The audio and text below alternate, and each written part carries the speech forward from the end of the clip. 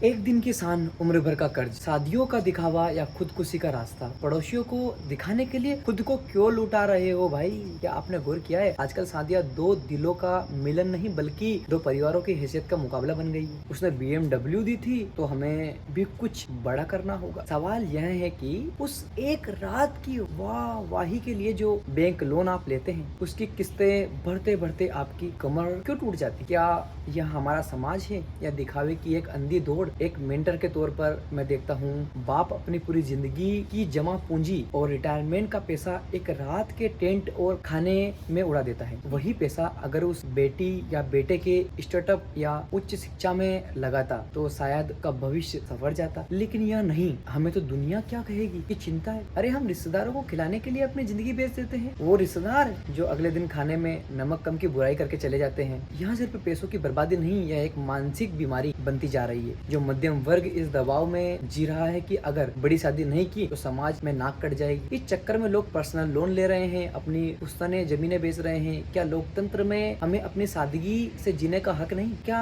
हमने अपनी खुशियों का रिमोट कंट्रोल दूसरों के हाथ में दे दिया? सादगी को कमजोरी मत समझिए या समझदारी है। शादी यादगार बनाइए, कर्जदार नहीं। मैं अजय नागर आपसे पूछना चाहता हूँ, क्या आपके पास भी किसी ने दिखावे के चक्कर में खुद को कर्ज में डुबोया है? अपनी राय कमेंट में जरूर बताएं और शेयर करें उस वीडियो को, शायद किसी पिता की उम्र भर की कमाई बच जाए।